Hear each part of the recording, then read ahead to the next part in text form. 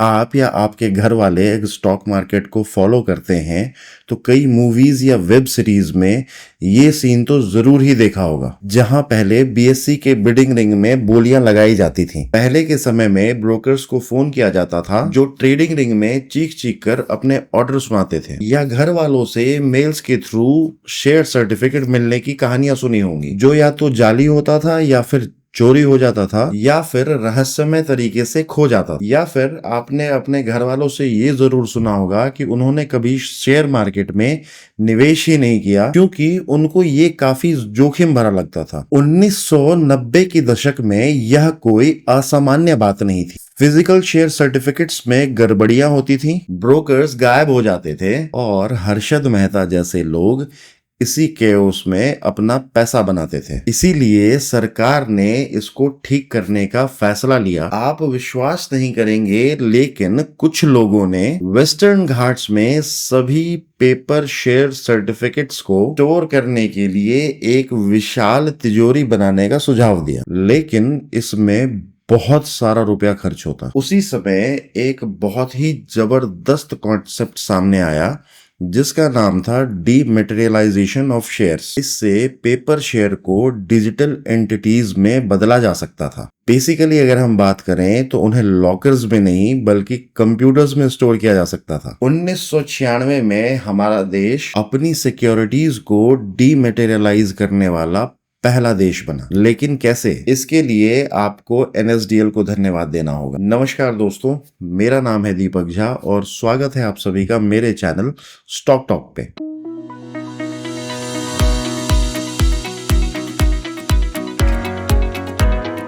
आज के वीडियो में हम आपको बताएंगे कि फाइनली एनएसडीएल का लॉन्ग अवेटेड आईपीओ आ गया है और क्या इसमें आपको पैसे लगाने चाहिए या नहीं लगाने चाहिए। वीडियो में अंत तक बने रहिए और वीडियो पसंद आए तो वीडियो को लाइक और शेयर कर देना और चैनल को सब्सक्राइब कर देना। एनएसडीएल यानी नेशनल सिक्योरिटीज डिपॉजिटरी लिमिटेड, इसकी स्थापना 1996 में एनएससी, आईडीबीआई बैंक और यूटीआई जैसे बड़ी कंपनियों के समर्थन से हुआ। इसने सब कुछ डिजिटल कर दिया, ट्रांसफर को आसान बना दिया और लगातार 4 वर्षों तक एक छत्र राज किया। एलआईसी से लेके बैंक्स और म्यूचुअल फंड्स तक सभी इसकी ओर आकर्षित हुए।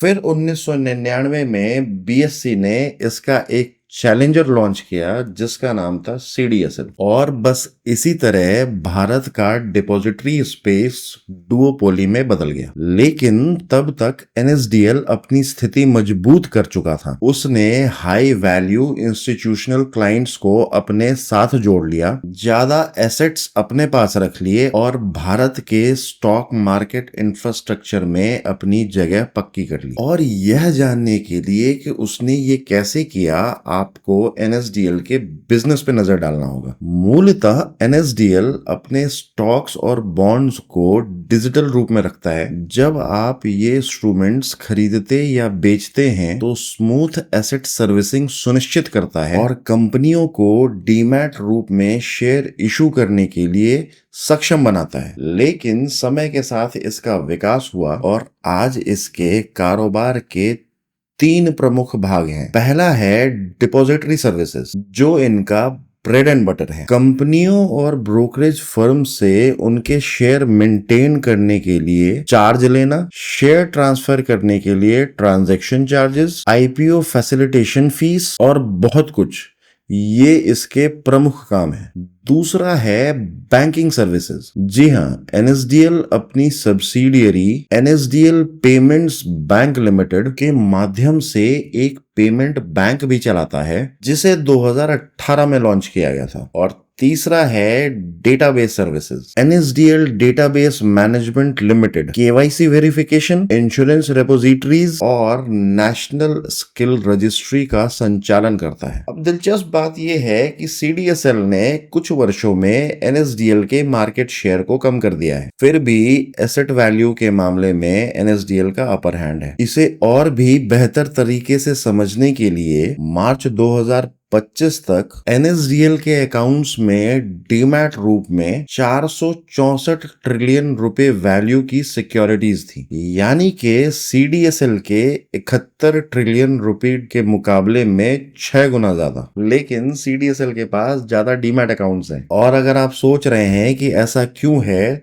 तो थैंक्स टू कोविड। 2020 में पैंडेमिक आया तो मार्केट में बहुत सारे रिटेल इन्वेस्टर्स आए और फिर ज़ेरोधा, अपस्टॉक्स और ग्रो जैसे बहुत सारे डिस्काउंटेड ब्रोकर्स फेमस हो गए और उनमें से ज्यादातर ने लो ट्रांजैक्शन फीस, सिंपल एपीआईज और फास्ट अकाउंट ओपनिंग के कारण सीडीएसएल को अपना डिफॉल्ट डिपॉजिटरी के रूप में चुना। एनएसडीएल का मार्केट शेयर 81% था, जो अगले साल घटकर 69% रह गया और आज यह 66% है, जबकि सीडीएसएल 33%। और एनएसडीएल अब फाइनली अपने आईपीओ के साथ मार्केट में आया है। लेकिन आपको बता दूं कि यह कोई फ्रेश इन्वेस्टमेंट नहीं जुटा रहा है। 800 रुपए पर शेयर के अपर प्राइस बैंड पर यह 4011 करोड़ रुपए का ओएफएस है, यानी ऑफर फॉर सेल, जहां आईडीबीआई बैंक, एनएससी और यूटीआई जैसे एग्जिस्टिंग शेयर होल्डर्स अपनी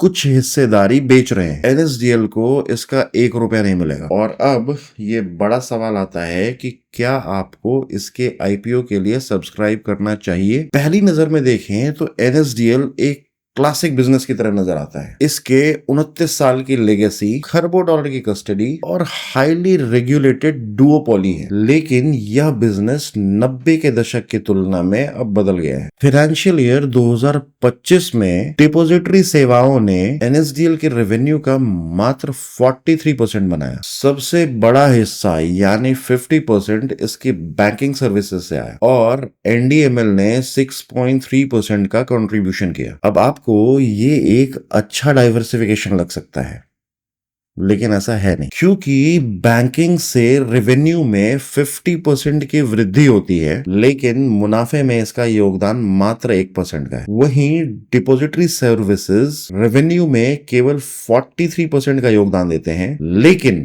91% का प्रॉफिट जनरेट करते हैं। एनडीएमएल बाकी का 6 से 7% का योगदान देता है।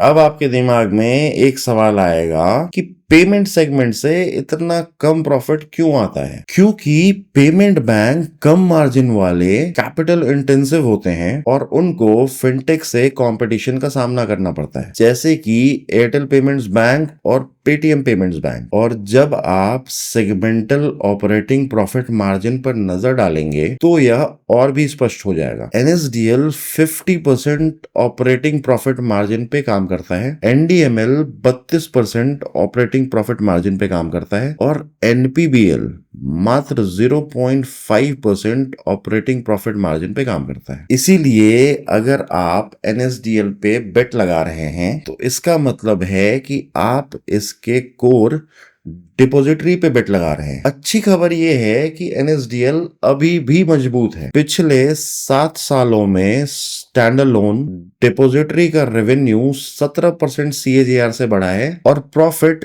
20% से, और प्रॉफिट मार्जिन लगभग 45% पे स्थिर रहा। कुल मिलाकर कंपनी के ऊपर कोई भी डेट नहीं है और कंसोलिडेटेड नेटवर्थ लगभग 2000 करोड़ से ज्यादा का है। इसका फ्यूचर अभी भी प्रॉमिसिंग दिख रहा है, क्योंकि आईपीओ का वॉल्यूम बढ़ रहा है, टीयर 2 और टीयर 3 इन्वेस्टर्स बाजार में प्रवेश कर रहे हैं और ई गवर्नेंस इंफ्रास्ट्रक्चर जैसे कि डिजी लॉकर, इनका एक्सपेंशन हो रहा है। इन सब के कारण डीमैट अकाउंट और डिजिटल रिकॉर्ड कीपिंग की मांग बढ़ रही है और एनएसडीएल इसका लाभ उठाने के लिए अच्छी स्थिति में है। अब बात कर लेते हैं इसके वैल्यूएशंस के बारे में। 800 रुपए के अपर प्राइस बैंड और लगभग 17 रुपए के ईपीएस यानी अर्निंग पर शेयर पर एनएसडीएल के आईपीओ की कीमत उसके फाइनेंशियल ईयर 25 के अर्निंग के लगभग 47 टाइम्स है। यह सीडीएसएल से काफी सस्ता है,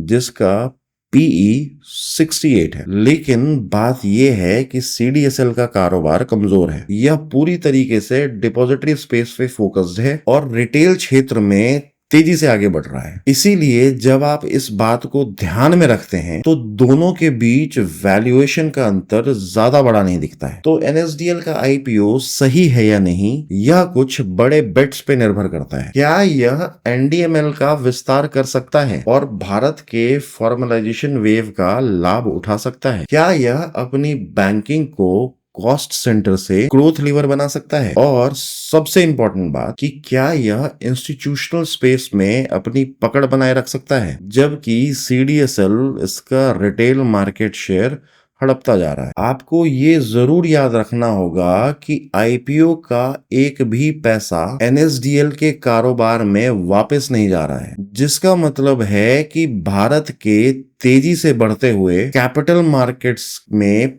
पुराने लेकिन इवॉल्विंग इंफ्रास्ट्रक्चर प्लेयर पर दांव लगा रहे हैं। अगर आपको लगता है कि रिटेल और इंस्टीट्यूशनल पार्टनर्स बढ़ते रहेंगे तो इस डुओपोली से पैसा कमाया जा सकता है। फिलहाल हमें बस इंतजार करना होगा और देखना होगा कि क्या एनएसडीएल इस ग्रोथ स्टोरी को पकड़ पाता है। इस वीडियो में बस इतना ही। ऐसी ही जानकारी के लिए चैनल को सब्सक्राइब करें और वीडियो को लाइक और शेयर करें ताकि आपके अपनों तक सही जानकारी पहुंच सके। जय हिंद।